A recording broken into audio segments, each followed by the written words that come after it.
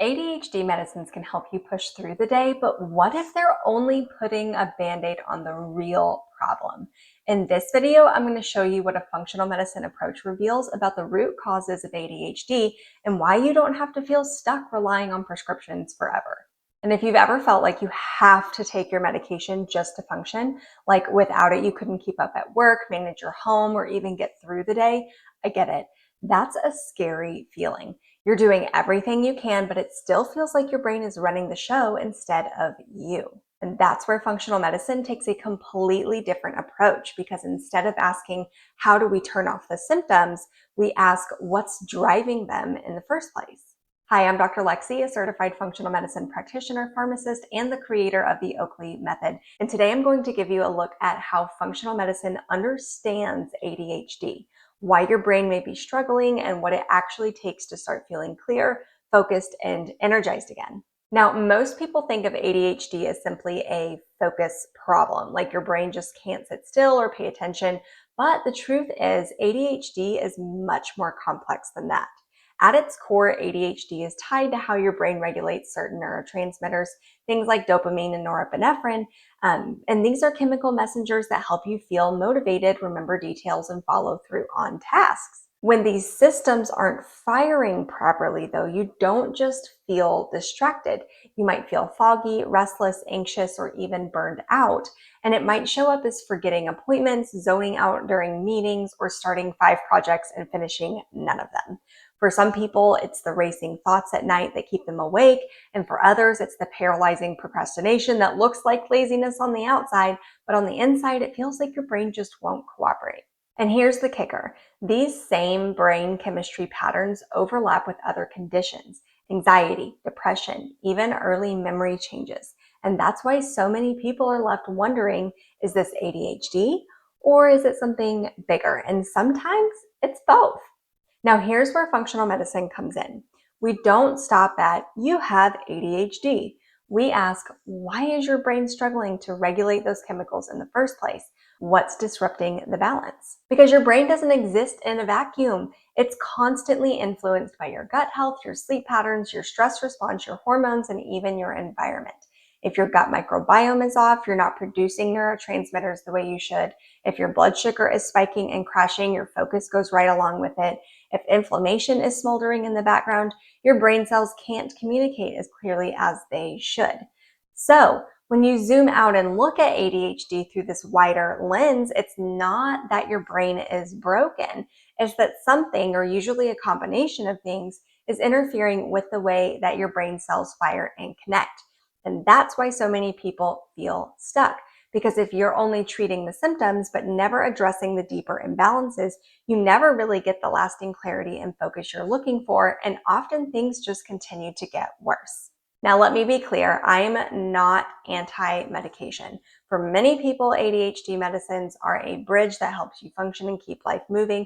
But what I am against is the idea of taking medication forever without ever asking why the issue is there in the first place, or exploring whether you could eventually need less of it or even come off of it. And that's the part conventional care often misses. So here are the 3 big blind spots I see all the time. So blind spot number 1 is brain-only thinking. First, most conventional approaches treat ADHD like it lives only in the brain, but your brain is wired into every other system in your body. If your gut is inflamed, if your blood sugar is spiking and crashing, if your sleep is fragmented, your focus will wobble, meds or not. Day to day, that looks like this. So you take your stimulant in the morning, and for a few hours, you can finally power through some emails or meetings, but by the afternoon, you hit that crash: headaches, irritability, fatigue. So you grab some coffee or sugar to push through, and by bedtime, you're wired and restless. You toss and turn, you wake up exhausted, and the cycle repeats. It's not that you're undisciplined. It's not that you don't care enough. It's that your physiology is fighting you, and the medication can't fix that on its own. Now, blind spot number 2 is one label, one lever. So second, the diagnosis becomes the plan. You're given one label, ADHD, and the lever is medication. But ADHD isn't caused by a single thing. It's a pattern that can have dozens of drivers: low iron or zinc, thyroid shifts, poor sleep, high stress hormones, gut microbiome imbalances, even hidden inflammation from foods your body doesn't tolerate. But here's the tricky part. 10 people can share the same label, but have 10 completely different root causes. One person's ADHD might improve dramatically when blood sugar is stabilized. Another might need nutrient repletion. Same label, totally different paths. If the only tool on the table is medication, you never even get to ask those deeper questions. So third, let's talk about side effects and long-term trade-offs. Stimulants can absolutely help sharpen focus in the short term, but they often come with a cost. Appetite suppression that makes it harder to nourish your body, sleep disruption that worsens fatigue, anxiety spikes, irritability, or that late day rebound where your focus tanks and your mood crashes.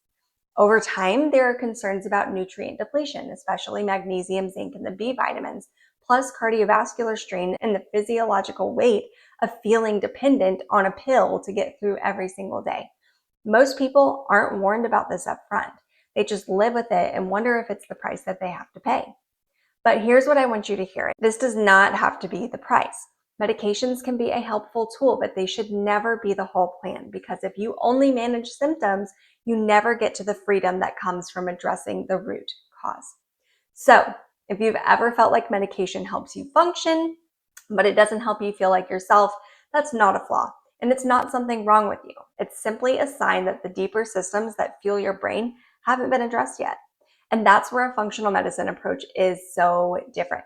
We're not trying to take something away from you. We're trying to give you back the version of you that you know is still in there.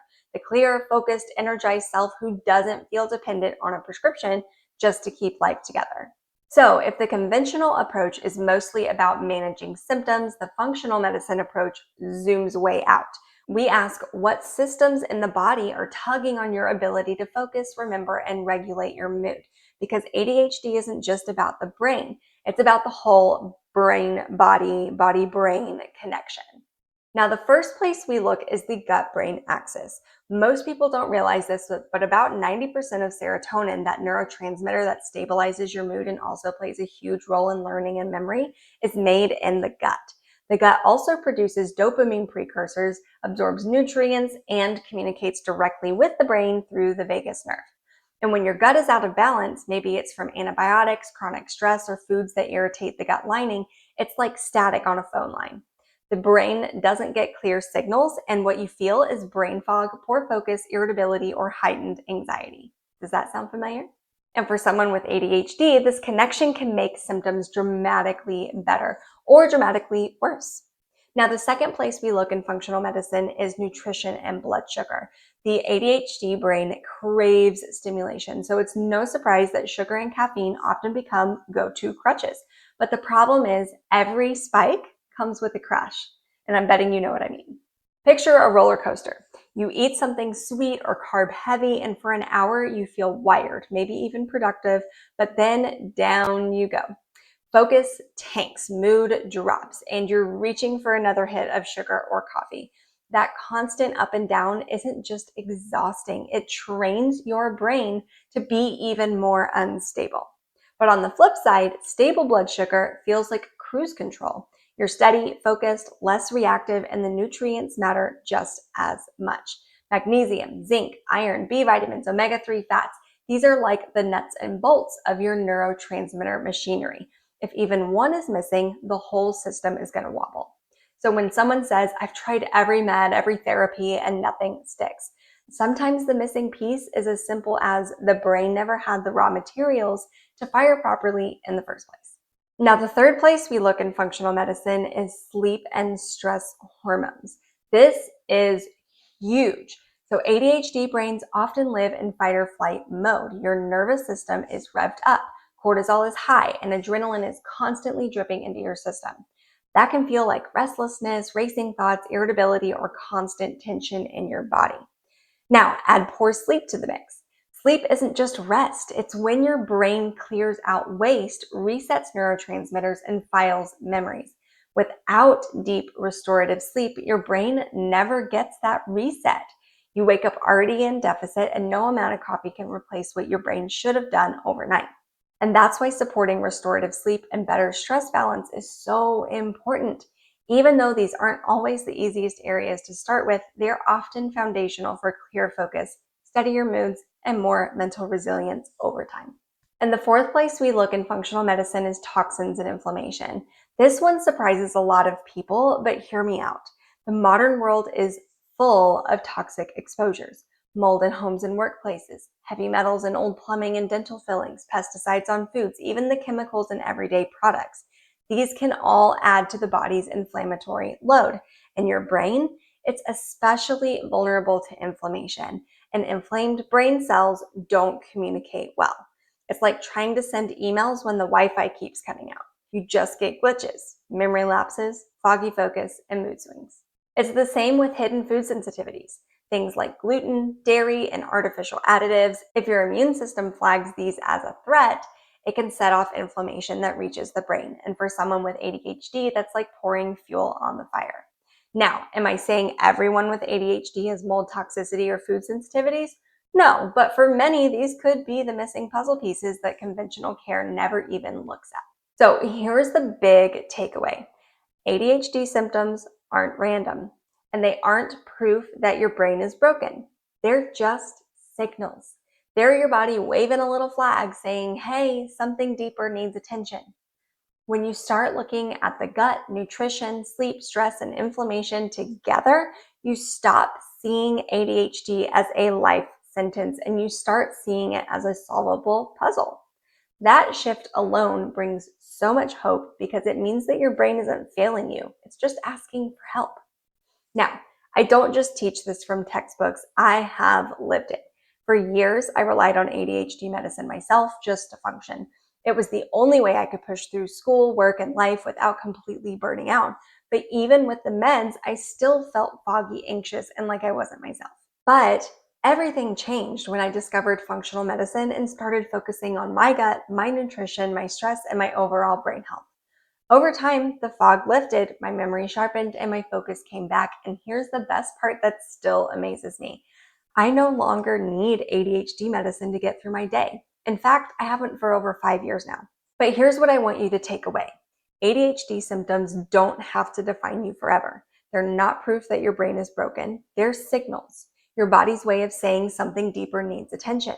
And when you start addressing those root causes, whether it's gut health, nutrition, sleep, stress, or inflammation, your brain can respond, often faster than you'd expect. So if you've been worried this is just the way life has to be, I want you to know it's not. There is a path forward. And if you want to learn more, sign up for my masterclass, the 4-step framework to beat brain fog, fatigue, and mood and memory struggles naturally. I'll walk you through how these pieces start to fit together and the steps that you can take to finally start addressing the root causes of ADHD and brain fog. The link is right below this video. I'd love to see you there. And if this gave you a new way to think about ADHD, go ahead and hit like, subscribe, and tap the bell so you don't miss future videos. Thanks so much for watching. I'll see you in the next video.